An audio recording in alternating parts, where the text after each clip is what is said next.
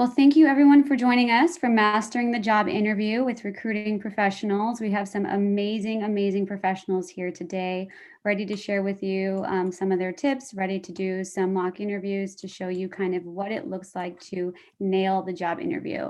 My name is Priya Soda. I run our career services here at Calbright. At Career Services, you can come visit us in your portal. You can sign up for career coaching. You can sign up to speak to one of our staff to kind of ask about your resume, your cover letter, get your LinkedIn all prepared. We also offer these workshops and industry related events every other week, so you can go to the portal and sign up for more. In addition to that, this is being recorded. So once it is all edited, we'll be posting this on the portal. You can review it, take notes so that you can have this on your hand when it comes to getting ready for an interview. So before we begin, I want to introduce our amazing speakers today, and then we'll talk a little bit about our agenda, what you're going to expect. From everyone here, I would invite you to take notes and ask any questions. This is your time to directly ask our recruiters here who interview people constantly for some of these roles. Ask them questions that you want to know on how to nail an interview, because I know some of us have some of those burning questions. I know I do. So we'll have some question and answer for you at the end of this.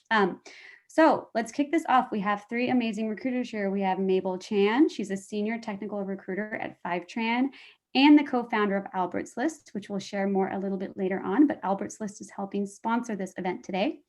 We have Albert from Albert's List. Albert Kian, he is a founder of Albert's List, tech content writer and strategist. And Corey Hiramoto, who is a Fortune 100 recruiter, career coach, and founder of Career Shakers. So I'm actually going to ask each of them to do a 1-minute introduction so we can get to know them a little bit more. I will throw it over to Mabel. Hi, everyone. My name is Mabel Chan, and I am a senior technical recruiter at Fivetran. I actually hire for sales and engineering, many of the BDR, BDR enterprise, and a lot of the sales engineer roles here at Fivetran. Fivetran does data connectors and data integration from source to destination. And additionally, I'm also a community co-founder with my partner, Albert. And our community is primarily based in the Bay Area. We have almost 50,000 members in the Bay Area. So we are the biggest Facebook group here in the Bay Area. And we're super excited to be doing this this interview practice with you guys today, because I know everyone's very interested in learning how to practice their interview more. And now I'm going to tee it off to Albert. Hi, everybody. Good to meet you. I'm the founder of Albert's List, and then I also work at Oracle as a content writer and strategist. So I'm on the product marketing team where I do a lot of content writing, content strategy around our HR software solutions. I manage the community Albert's List with Mabel, and we're looking forward to meeting all of you and talking to all of you. And I'm going to be the one that is going to be in the hot seat here being interviewed today. So if you have any tough questions you want to ask me and see how I can respond to them off the top of my head, go right ahead. Send your best. Albert is so brave. Love it. I think this is like the third time I've interviewed Albert actually for some type of event or learning opportunity for everybody. But hi everyone, nice to meet you. I'm Corey, honored to be here and hopefully help all of you brush up and master your interviewing skills. So during the day, I am a recruiter. I recruit for tech and non-tech roles. And then I also have a career coaching business, which is careershakers.com. I've also got a YouTube channel if you guys want additional tips and tricks on interviewing, resume writing, and changing careers. But yeah, I'm really excited to be here. Happy to help out. I will have the chat up while I'm interviewing Albert. So if anyone here has questions or you want us to give you advice on something, or you want us to talk about anything you're curious about in terms of interviews, please don't hesitate. We want to make this as valuable for you as possible. Awesome. We're really excited. So some of you might be asking, what does today's session look like?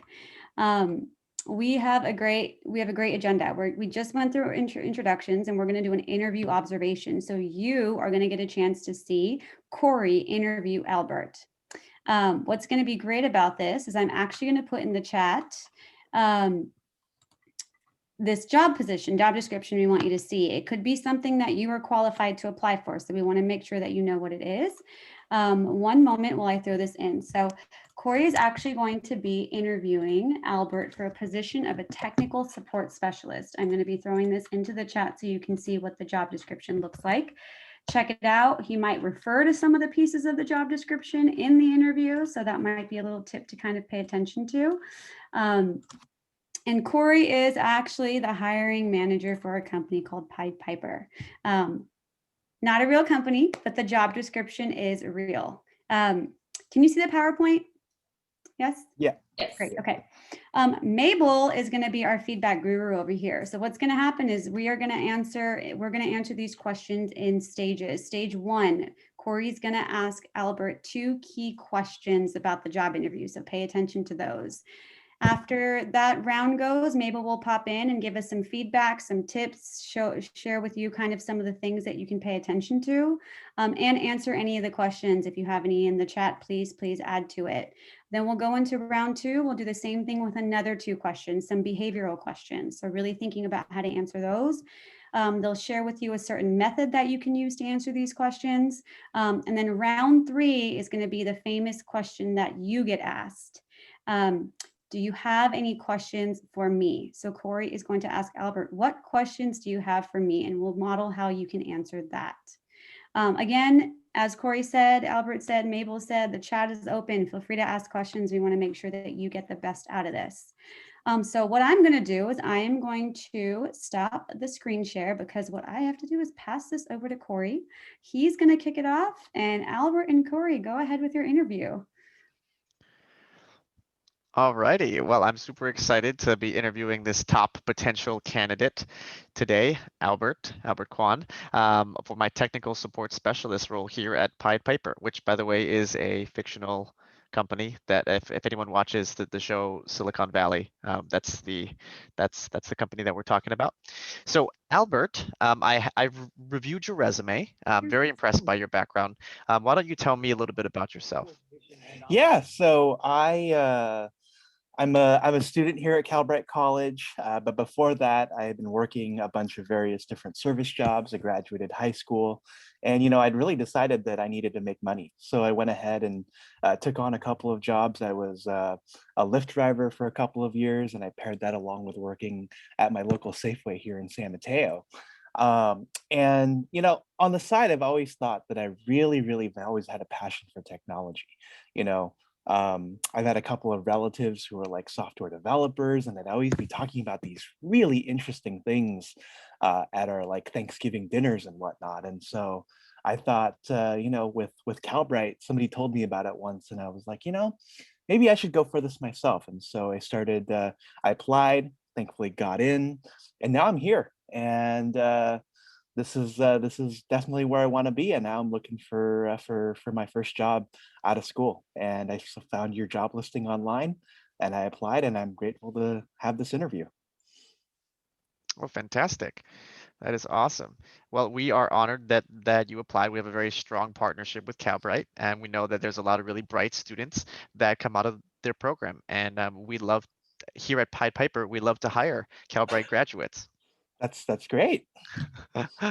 Okay, so what do you know about my company or this company, Pied Piper?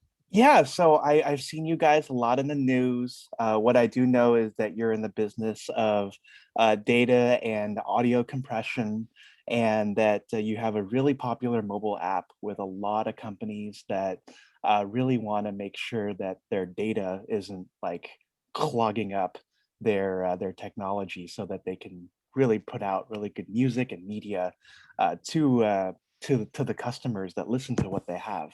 And uh, I've been reading also in the news that you're expanding, right? You're even though we're in COVID times, it sounds like you not only have an office here in San Francisco, but you're also expanding out to Austin, Texas. And I read that along with that, you're probably hiring more people. And so I think it's an exciting time to be a Pied Piper employee with all the different things going on. And so yeah. Oh, okay, fantastic, fantastic. So what types of coursework have you been doing at Calbright that you think is really applicable for this technical support specialist role? Yeah, so they have a course here on technology services that I've been taking. I've also been studying for my CompTIA A+ exam. And then I've also been learning about the ethics of technology. Ooh, fantastic. That is very important these days, Yeah. and definitely something we look for when we're hiring for this type of role. So that's fantastic. Okay, I guess we can stop the practice session here. Awesome, awesome. I see a question from Michael. Corey, do you want to ask Albert that? Oh yeah. Oh, thank you, Michael. So Albert, other than your certification from Calbright, what other Mhm. experiences do you have in this industry? Well, I'm passionate about technology, and so because of that, in addition to being at these Thanksgiving dinners with relatives where they were talking about technology, in my immediate family, my mom, my dad, my siblings, they all come to me for technology related questions. And so, while I don't have any direct experience in the industry, I do have experience guiding people through technology so that if they have any questions or thoughts on how to use something, I'm there, and I can be that stand-in instead of them having to Google through hundreds and hundreds of pages to find their answer. Oh, I'm sure that they must love having you around. They do. They do. Yeah. Cool. Awesome. Okay, we're going to call scene here. So what's going to happen next, I'm going to share my screen, and I'm actually going to take notes so that we can share this presentation out to our students after this. As I'm taking notes in here, Mabel is going to go ahead and kind of give a little bit of a recap for this interview, kind of share some highlights that she saw and some best practices on how to answer some of these key questions. And Michael, I added your question to this one because that was a great question. Go for it. Yeah, so just to kind of give some quick feedback on the tell me about yourself, I felt like Albert's response was very clear and succinct. I thought he conveyed a lot of passion in why he wants to work in this particular role. He gave a lot of context of like, he's mentioned this during Thanksgiving dinners and why you really want to transition into tech. And I think that's really great. The one thing that I didn't pick up was like, why does he love Pied Piper, the product? Why does he love them as a company? Usually, sometimes when I talk to candidates, they're like, I love your product. I use your product every day. So I think maybe that's kind of one thing that could be incorporated into the tell me about yourself. Corey, do you have any thoughts that you want to share with tell me about yourself as well? I think it would have been also really cool to hear a little bit about some of the coursework that you had done specifically at Calbright that would make you qualified for these more technical roles, like technical support specialist, IT specialist, etc. That way, I could really get a good sense of whether or not you are qualified. Because I would love to hear how passionate you are and see that aspect, but also know that if I were to hire you, you can hit the ground running right away and can actually, do the work. What if it's a technology that's not readily available to the average consumer that this person is applying for? So, for example, and I don't know if I should be asking this question or not, but let's say, Pied Piper, it's a complex B2B enterprise technology. I'm just one developer. And so, how do I explain that, I use your technology every day when it's likely out of my price range? hmm Well, for these types of roles, it seems more around like Yeah. the I guess employee software that you would be Mhm. helping with, right? Like Totally. troubleshooting if someone is not able to access, X, Y, and Z. But maybe it could be something that you don't have access to, right? That like maybe some employees may have questions around how to access their SAP ERP Mhm. tool or something like that, which you even in school would not have access to. But then you could probably draw some parallel to, oh, well, there's a similar technology that I've worked with in Calbright or that I've read about called, I don't know, QuickBooks.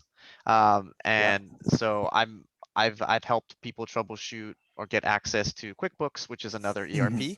And I would be, because I have the general understanding of what an ERP does and the different modules, I would be able to quickly learn the differences between QuickBooks and SAP or something like that.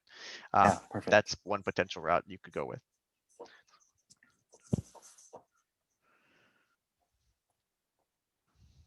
Okay.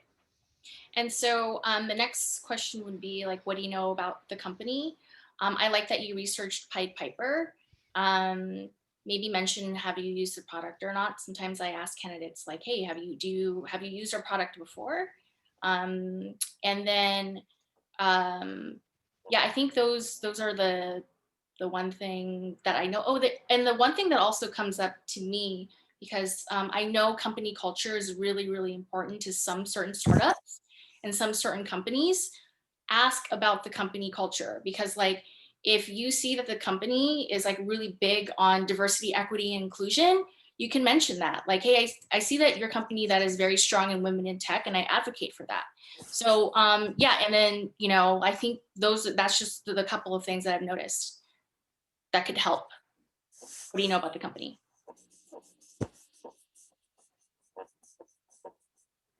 Corey, any thoughts? Yeah, I think Albert's answer was really good. The other thing that you probably want to mention is like some type of, if possible, some type of personal story that really shows your emotional commitment or love of either the product, the company, the culture, the manager, the team, etc. That way it really shows the interviewer or hiring manager that you're going to be willing to go above and beyond and put in the extra work if needed, because you really do care about the company or the product, or you love your job, right? And sometimes, especially for these entry level roles, knowing that is actually going to help you much more during the interview process, because they may be willing to hire someone who didn't do so well on the interviews, but they're really passionate and excited about working for the company, even if there was another person who may have interviewed or may have like a slightly stronger resume, but they don't seem very interested in the position. So I think that can actually go a very, very long way. And this question is a huge opportunity for you to show them that. We have a question in the chat here is how do you find culture information on a company? Oh, I would recommend starting with their mission and vision statement. And then a lot of companies also post what their core values are on their websites, or leadership principles or things like that. And then you could figure out what their quote unquote culture is through that lens. I would look at social media and stuff too, just to get an idea of what they're doing in the community, or even like um, content around what they're doing in the office. And I would add to that too, I would Google the company, because sometimes if they've done some major partnerships or some major work, you can find you can find it by Googling the company name.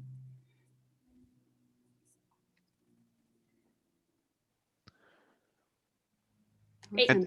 Mabel, the last question, what other experience in the industry do you have? I know that was a question in the chat and that Albert answered. Was there any feedback for that question?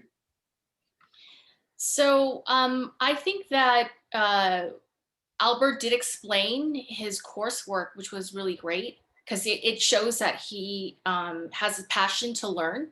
And I noticed that he mentioned that, although he doesn't have a traditional background in tech, what you could, oftentimes when I interview entry-level candidates, like the coachable and mentorable piece to why we think that we can coach this candidate is a good segue into the conversation.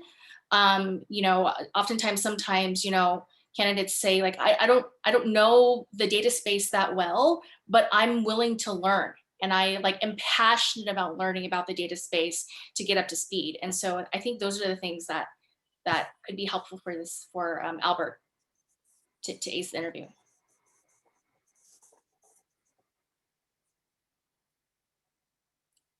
No, I know that this can be a pretty tricky question because they would usually only ask this if they know that you really haven't, you really don't have any other experience other than the coursework you may have taken at Calbright, right? So this may feel somewhat like a trick question, and Albert did a very good job of trying to address that concern by talking about the other experience that he may have helping his family members, even if it's not in like a formal job setting.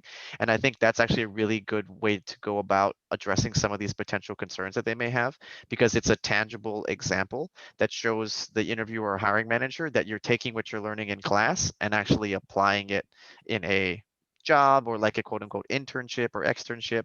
And so that would be a really great way to kind of alleviate any of their concerns that you don't have any experience other than in the classroom.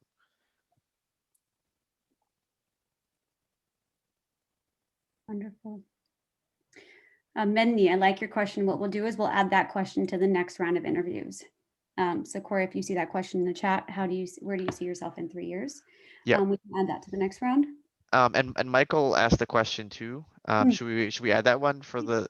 We can do that for the maybe the next round too. Yeah. Okay. Yeah. Whenever you want. So Cool. Michael, we'll make sure to address the what is your desired pay. Feel free to add to the chat. Thank you so much. So we're going to move on and I will stop sharing again. We're going to ask some behavioral questions. So pay attention to the questions that are asked in this round. Corey, I'll let you take it away again. Okay. Albert, can you tell me about a time when you had a conflict with a team member or coworker and how you resolved it? Yeah, so the one time that I think I've had a major conflict wasn't actually, it was with somebody that I could regard as a customer. So I was driving Lyft a couple of years ago, and that's, when Bay Area traffic was really, really terrible.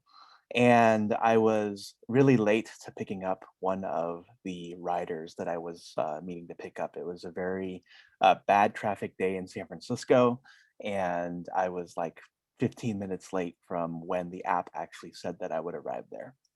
And unfortunately, this left the rider extremely livid. They got into the car and they proceeded to just really yell at me and tell me that, I was late, I was undependable and everything. And so, I stayed committed to my job of being able to drive this person around town to where they needed to go without losing my own temper. And when I was able to finally drop off this passenger, I put in a note to the Lyft operations team to tell them to give this person a discount and tell them that, I understood that they might have been going through what they were going through that day.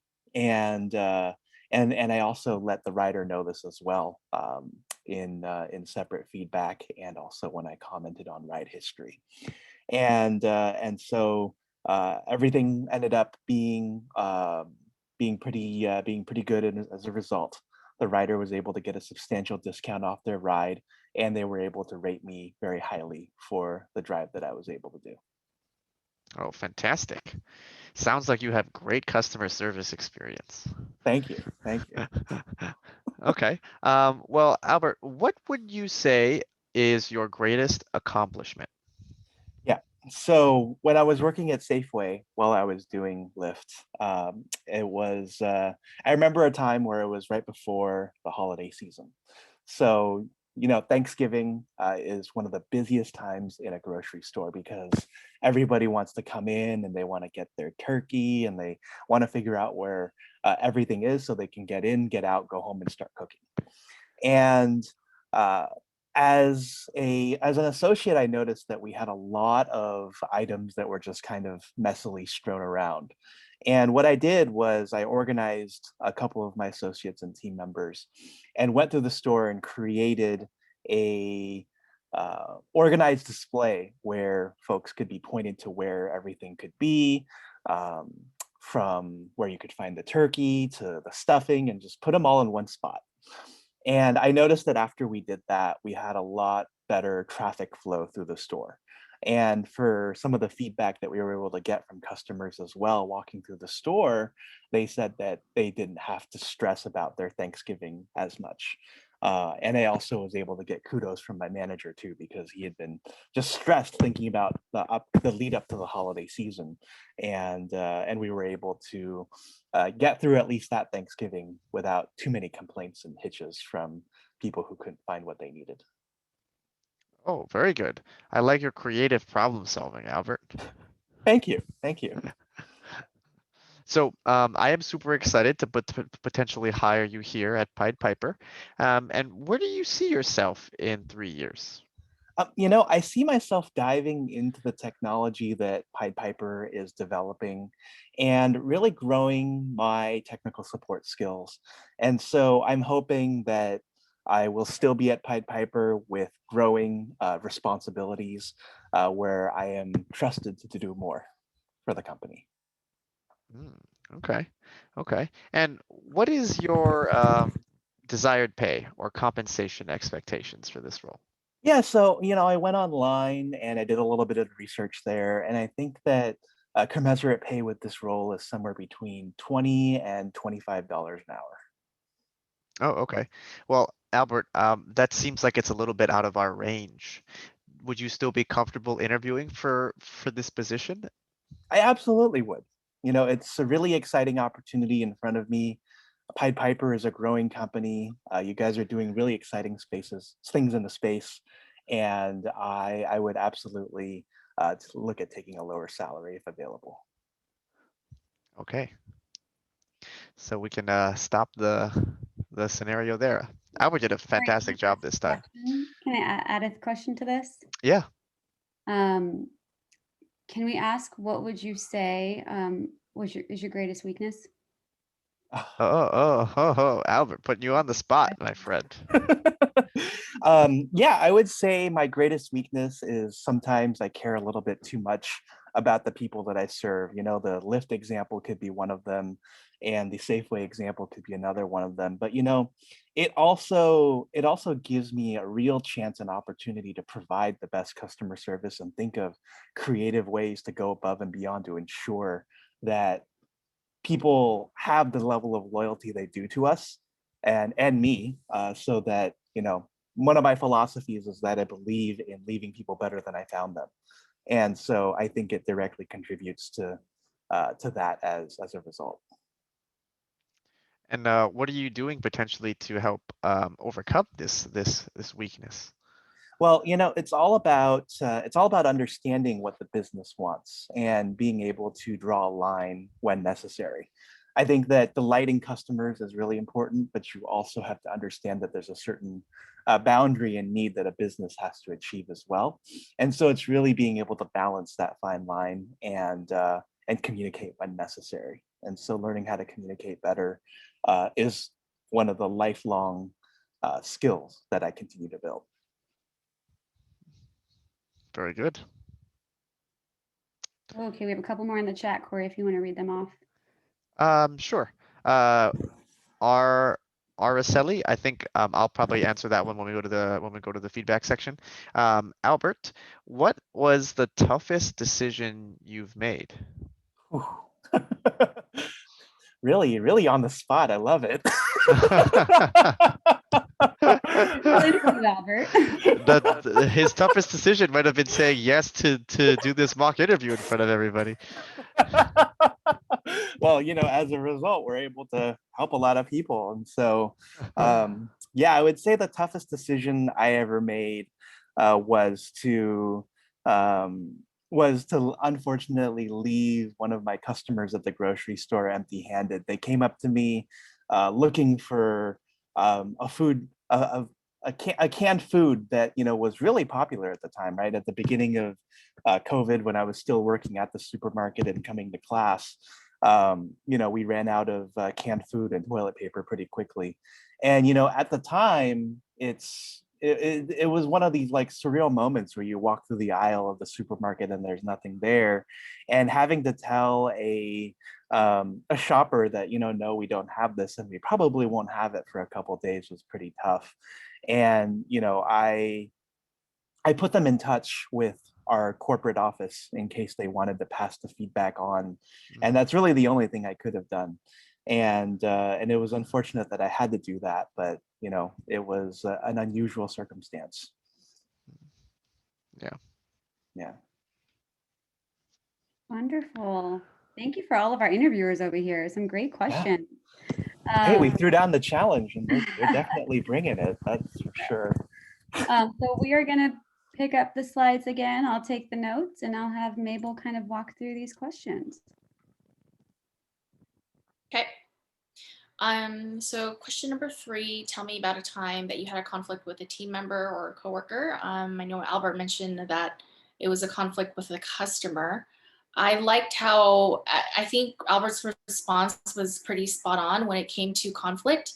What I did also like was his ability to take action and give the customer a discount on his future ride. Um, there's oftentimes when this question arises, like if I were to answer the question, I would say that I've really learned from this situation, and I've brought this into my future scenarios when this happens again, right? So I think that could have been like kind of massaged into that as well, just like as a way to like optimize your response.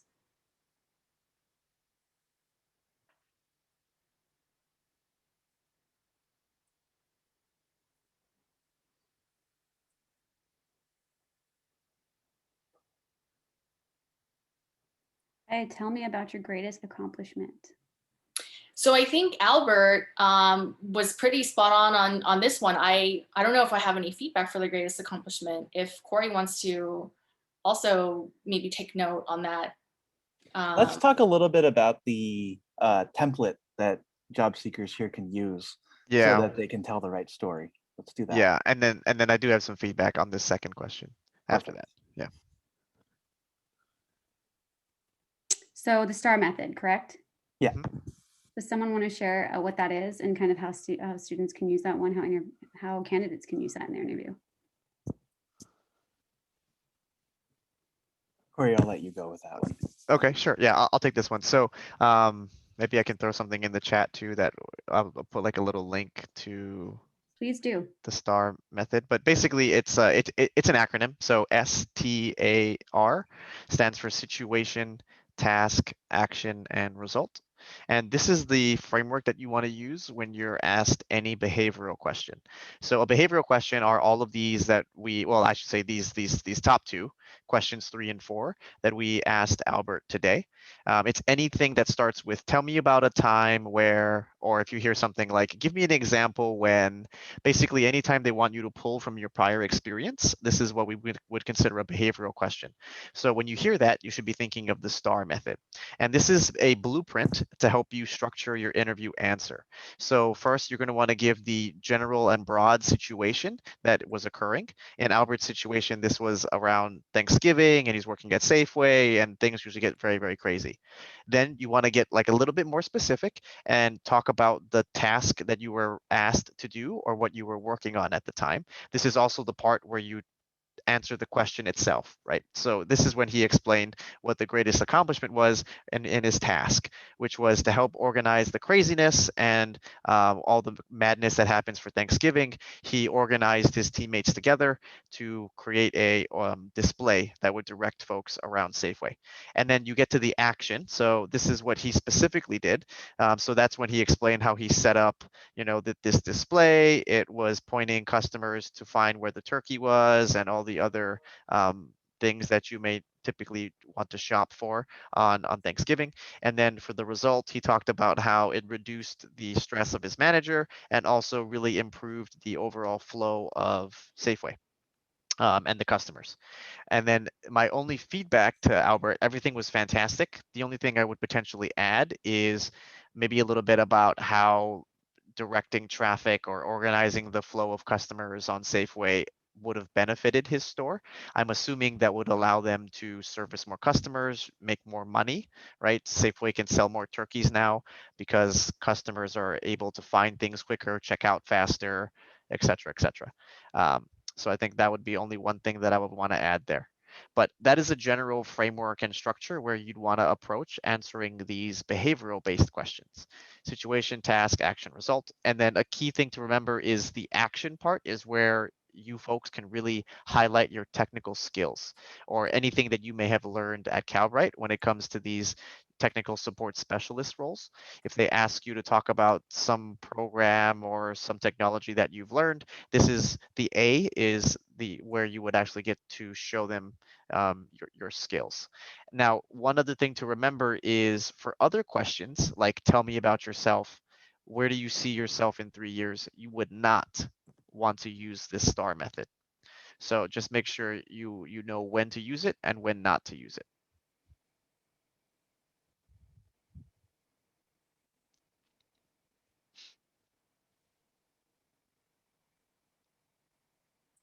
Wonderful. And Corey, you said you also had feedback for question number 4. Yeah, and that was it. I would want Albert to talk a little bit more about the benefit that it had for Safeway. I'm assuming it allowed them to sell, make more money that evening because they could improve the flow of customer and traffic, and then probably check out people faster, sell more turkeys, etc. How are the skills you use adding to the company? That's right. That's right. Great, great. Any more thoughts on these 2 questions? I know we have something in the chat, Emma, so we'll go back to that one after we finish question 5 and 6. Any more on 3 and 4? Okay, question 5. Where do you see yourself in 3 years?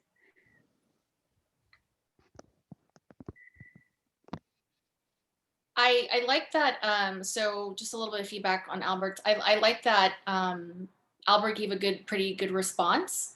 Sometimes what I usually ask the hiring manager is, you tell them like, hey, I'm really dedicated to this particular job. Like I want to be here. I want to help the team grow. I want to add value. And that was a really good response that Albert provided. What you probably want to avoid is like, sometimes when I chat with candidates, they're like, oh, I really want to be, I want to be in the sales job, but however, I want to go to product in the next year. Like that's not wanting to be in a sales job. So really kind of look out for that.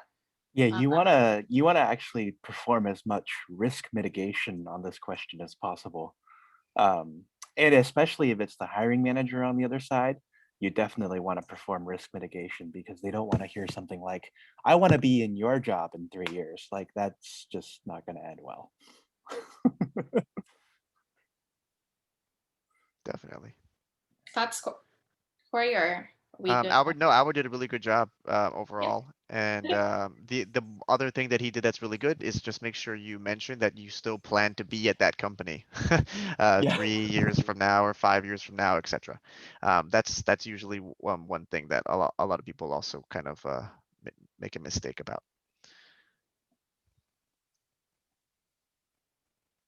Awesome. What is your desired pay? And I know we also had a question here about what's your response if you're not open to a lower salary? So we can cover them both. Yeah, so interestingly enough, I know some candidates like to provide a number based on their research and et cetera, or sometimes companies list the salary range on their job description. I would ask the recruiter, like, what is the range for this particular role first and see what they have to offer and then see if you fall within that range. And if you're not open to that range, usually maybe ask them or like, okay, maybe if there's an open role that has that type of range, maybe you can keep me posted in the future on a role that is within that range, right? If you're looking for, more than $25 an hour, right?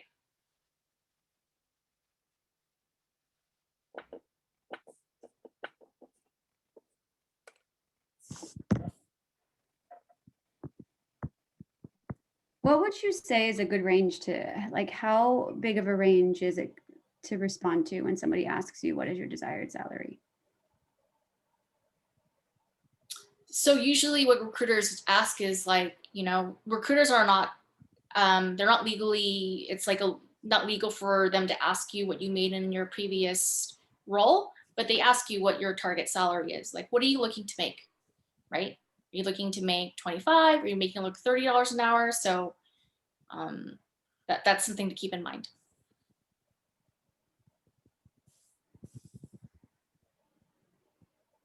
And Michael, asking about how often raises are given and things, I would save those types of questions for like the negotiation phase. I wouldn't do a lot of these, like, I know that they are important questions, but I wouldn't ask a lot of these up front just because you may give the recruiter or the hiring manager the wrong impression. It's definitely something you can negotiate later.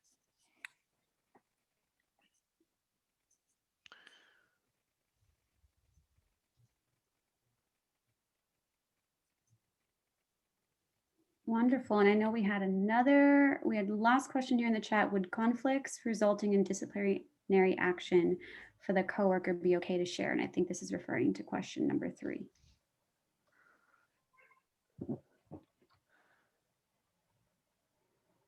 Like, for example, if there was a conflict that resulted in them getting terminated, would it be okay for the candidate to share this with the recruiter?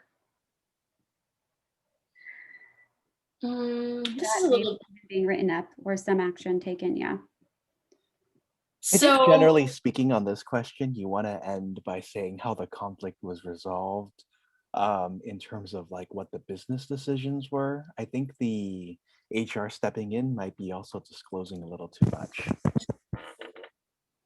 But go ahead, Mabel. yeah, that's it. That's all I'll have to share. Yep. Cool.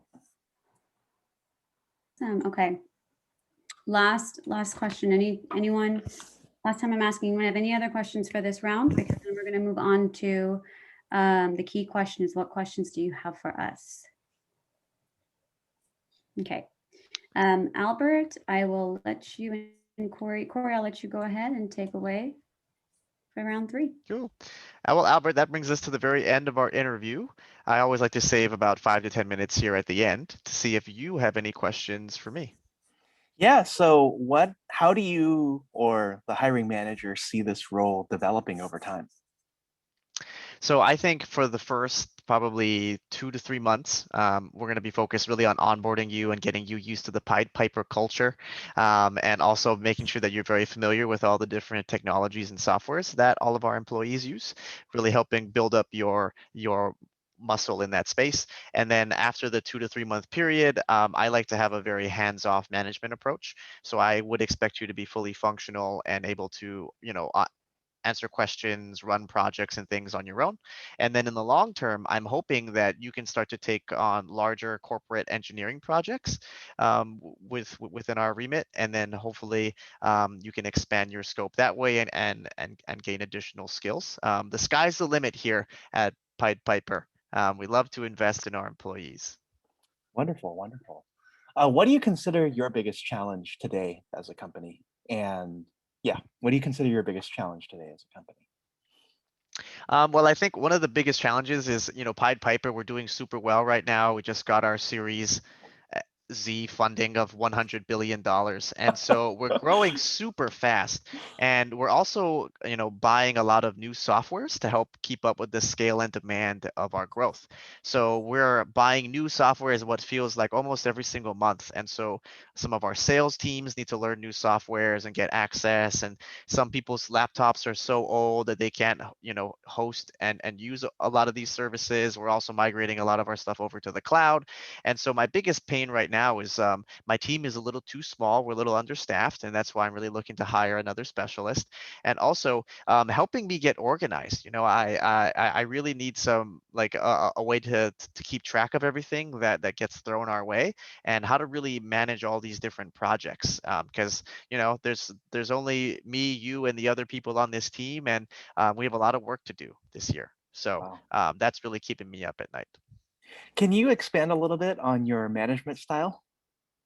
Yes. So this is my 4th year as a manager. I actually was a manager of IT at a different startup, and then I was recruited to join Pied Piper. The director of corporate engineering is actually my former boss. So he actually helped groom me, and I feel like I got a lot of my leadership qualities and managerial qualities from him.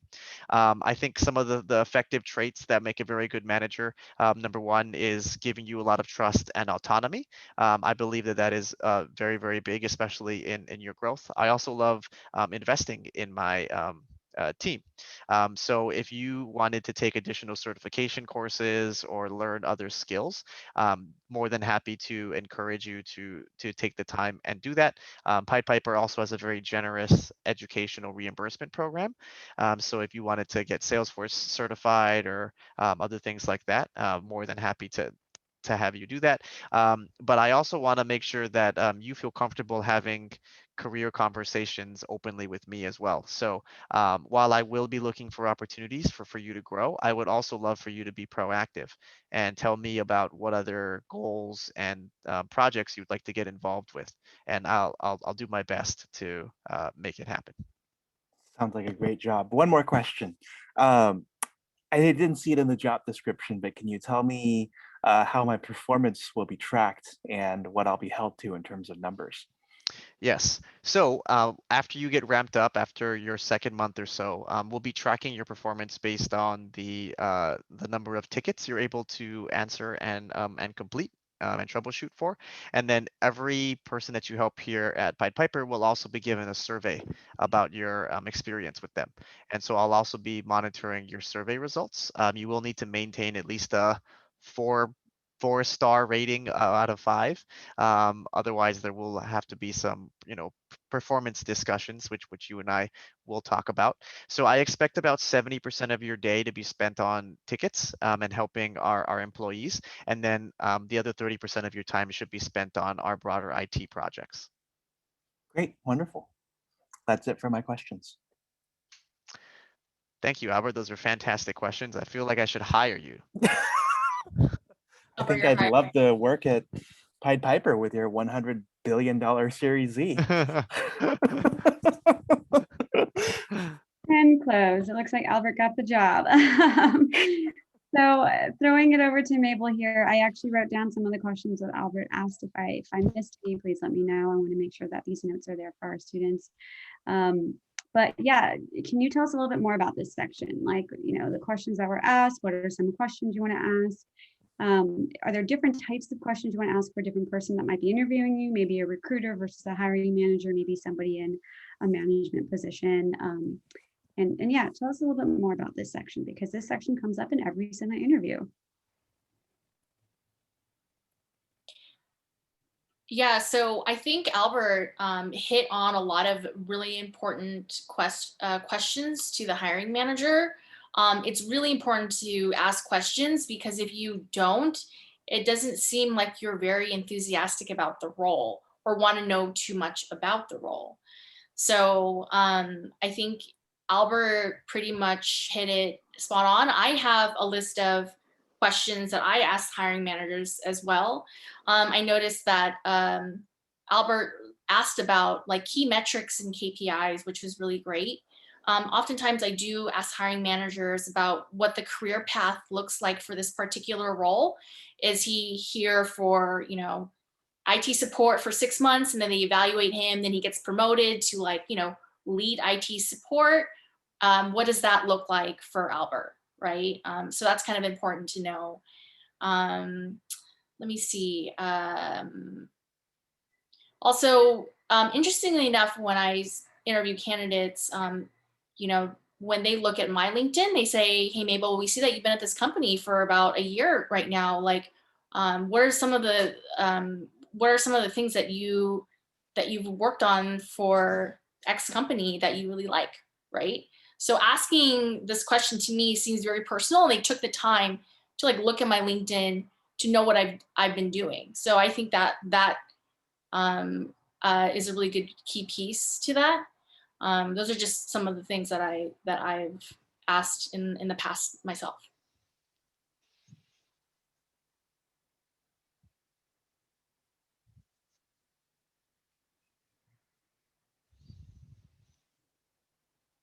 Wonderful.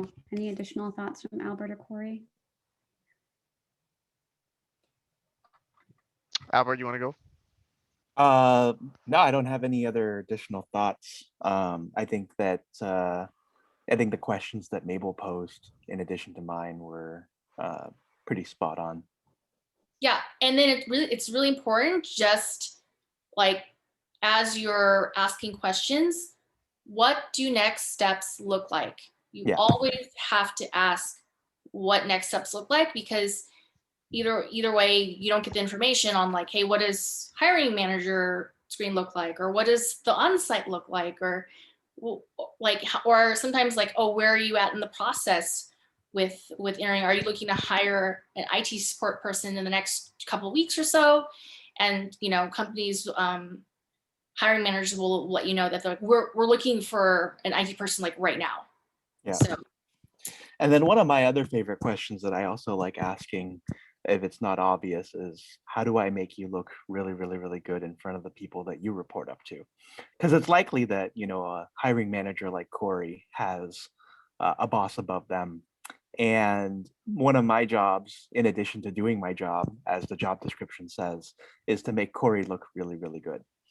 And what makes this question really interesting is that every time I've asked it throughout my entire career here of 10 years plus of interviewing, the person on the other side of the table always laughs a little. I think it always laughs a little. And I think it's evident to the fact that a lot of people go into the jobs that they do for themselves. But what really stands out is if you go into the job with a really selfless approach, where you're going to go and serve somebody and make sure that other people look just as good, because by making other people look good, you look good too.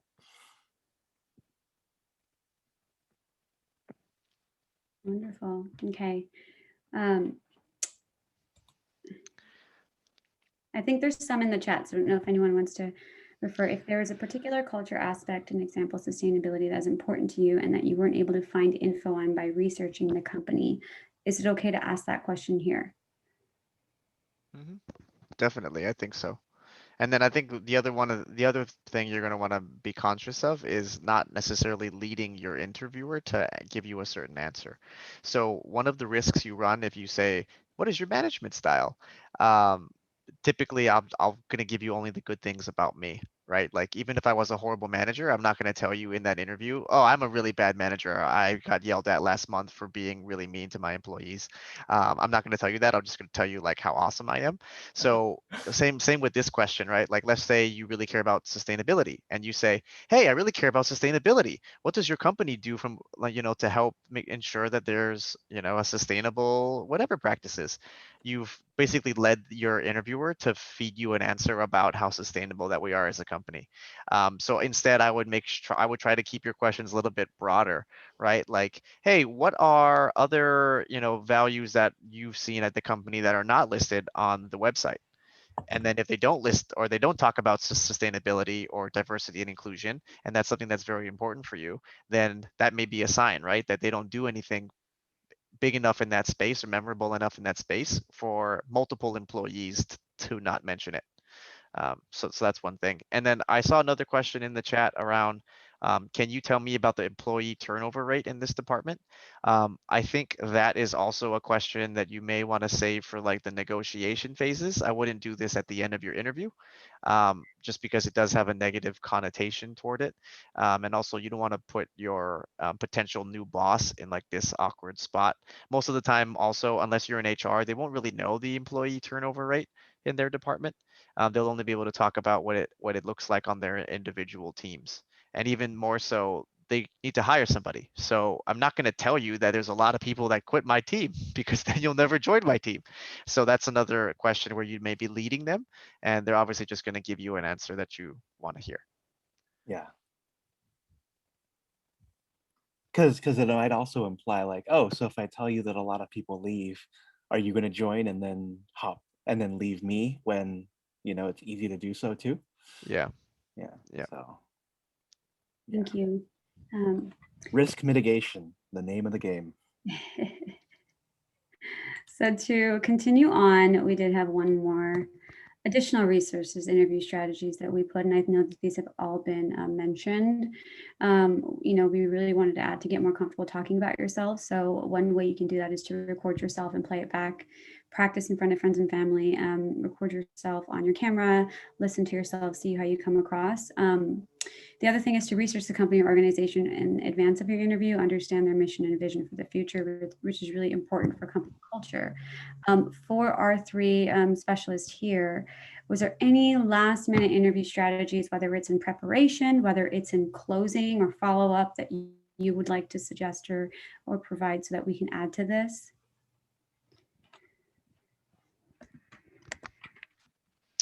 I would say that because a lot of companies will be doing virtual interviews now, I know that the instant reaction is, oh, great, I can have notes the whole time. This will be so easy. I would be very cautious about having notes out or even like multiple screens open on your computer, just because if you have a video interview and you can tell now, right, with my glasses, like every time I change screens like this, you'll either hear my computer clicking or you can see the light change on my face.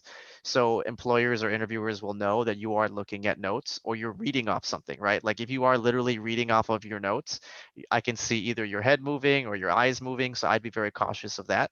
I wouldn't read anything from a script. I would, if anything, only have bullet points and make sure that you have those memorized. And then Michael's question, can being too comfortable or confident hurt you? Yes, I think you also had a question earlier about like what's the border between confident and I think like arrogant or something. A lot of that will come down to your tone of voice as well as your body language. So just be very, very mindful of those things. Um, for example, right, like you could say, well, um, my team and I were working on this project versus, well, like I told my team that we needed to work on this project. So even though you basically said the same things, you kind of, one comes across as confident and comfortable, the other comes across as arrogant.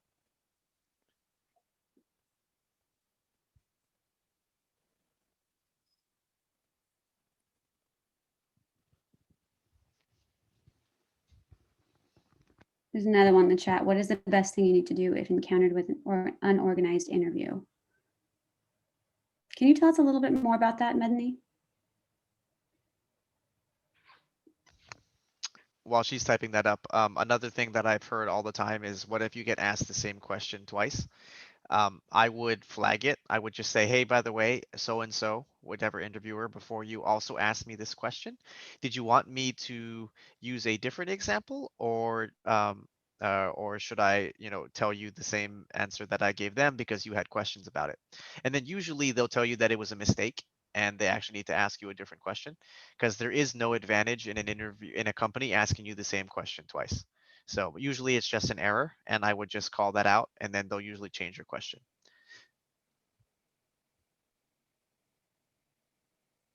Can you tell us a little bit about follow-up?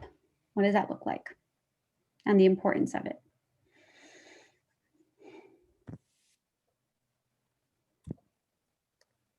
So if you're talking about like follow up after the interview, absolutely. A thank you email goes a long way. A handwritten card goes even further because nobody does those anymore. Um, and so, and then in regards to following up after the interview, Corey and Mabel, I guess if you want to talk about the 48-hour, 72-hour rule, all those kinds of wonderful things. Yeah, I can speak to that.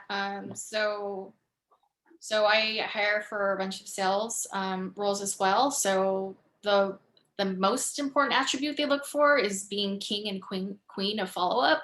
So adding them on LinkedIn, sending a thank you note, being in contact, because they want you to know, like they want you to follow up as if you're already doing the role. So it's really important to follow up with, and oftentimes, candidates don't express in the follow-up that they're very interested in the role, and then sometimes they don't get picked. So it's really important.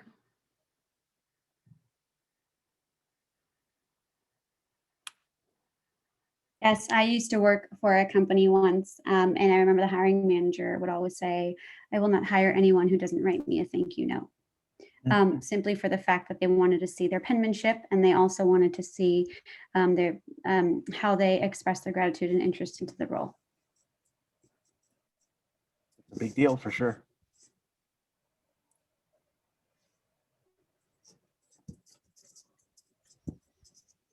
Perfect. And I think that's it, right, Priya?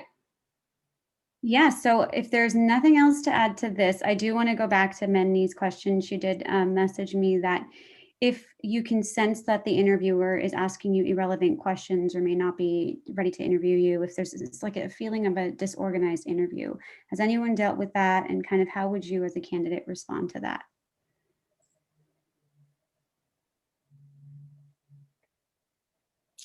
And Oftentimes, maybe none of you have been disorganized in your interviews, and big round of applause there.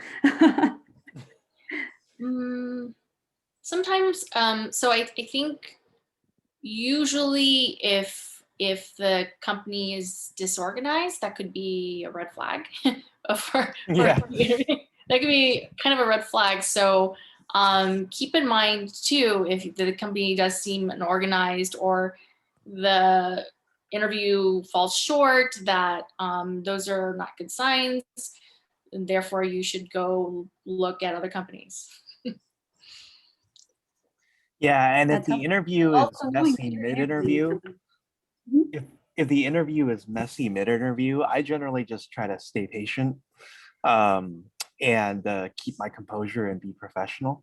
I had an interview that still sticks out to me 6 years ago, where the person on the other side of the line, I think, literally wanted to pick a fight with me, and I had to try to keep it as classy as possible on my end. And if you really do find it at the end of it that this is just something no longer worth pursuing, reach out to your recruiter and say that you'd like to withdraw yourself from the process. And in that case, 6 years ago, that's what I did once the interview was over. I called up the recruiter and said that I don't want to move forward. Thank you. And, Mendy, to your question too, you're also interviewing the company. Just like Albert said, you're interviewing them to see if it's also a place that you want to work in. Yep. Those are some signs to tell if you do or you don't want to. So we'll do one more last round of Q&A. Are there any burning questions, any questions that you've been asked that you were unsure how to answer? I'll give you a couple minutes. How many times, this is a good one, how many times and how often should you follow up after an interview?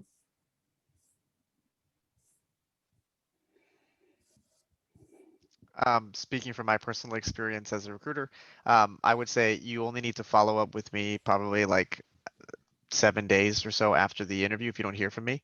I don't need an email from you every day asking for an update. Usually if I'm not giving you one, there's a reason. And then if you do send me a follow-up and then I don't respond or I tell you that I need more time, then I would reset the clock and give me at least 5 to 7 days before following up again. Thank you. Great question. Okay. Well, we want to please use the chat for this too. Thank our speakers. This was amazing. Not oftentimes you get the opportunity to directly ask recruiters about job interviews and kind of what they like to hear and what they've heard. So please know that this is really, really, really, really helpful to our students. And thank you so much for being here. I also want to open this space for Albert to talk about Albert's List because it's actually an opportunity for our students here to sign up.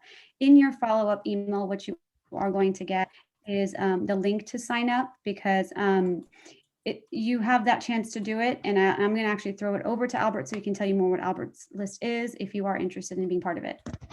Yeah, so I'm going to go ahead and put the link in the chat here. We're a community on Facebook with almost 50,000 people, like Mabel said. And so we have thousands of job seekers, hiring managers, recruiters, career coaches, all in our Facebook group who answer lots and lots of questions every day, are part of really good illuminating job seeker questions and discussions. And we also host our own events too. And so you mentioned you might have heard that Corey said that he's interviewed me 3 times prior to this today. And so on Mondays, when we can generally do it, we have mock interviews where Corey is interviewing professionals who have decided to step up and be brave and have their interview skills tested. And so the invite, I'd love to extend the invite to all of you here, as well as the many other events that we also have on the regular, which cover everything from resume reviews to networking to just overall job search strategy. And so, yeah, feel free to join and one of our moderators will approve your membership. Corey, did you want to talk about the mock interviews that you do as well and sort of how that all, how you felt it's worked out? we've had a couple people hired after after you interview them too. Yeah, so every Monday we've been hosting free mock interview sessions from 6 to 7 Pacific or California time. Not sure where our audience is or where they may be watching from, but we are looking for volunteers every single Monday. If you want to do a practice interview with me, very similar to what Albert and I just did for all of you, you'll get live feedback from me after every question. And usually there's quite a few folks that end up watching it either live or in a recording. Sometimes there's even been recruiters who have watched folks interview, and some people have gotten opportunities and even gotten hired just from doing these practice interviews. And worst case scenario, you just get better at interviewing. And we're open to having anybody, any background, any type of job come and practice interviewing on Monday nights. So if you want to polish up your interview skills and get ready for any job applications you have, we would love to have you. Cool. Thank you. That's a great, great opportunity. So again, to everyone here who's attended, you are going to get the link to this again in your email too. So if you missed it in the chat, you can sign up there. I've also thrown in the chat a survey for an event. It's really helpful to get the feedback about our workshop. If this is something you enjoyed, can we do this again? Feedback just about kind of the services that we offer, career services, because we want to make sure that we're offering anything that's valuable to you and helpful to you. So please fill out the survey. And then again, in career services, we offer one-on-one coaching. You can find that in your career services portal. Our upcoming workshop is going to be on practicing your elevator pitch. So be prepared to practice that and get some feedback. And if you don't have any more questions, we hope you have a wonderful rest of your evening. And we look forward to seeing you here again soon. Thank you. Thank you, everybody. Albert. Thank you, Corey. Thank you. Bye. Bye.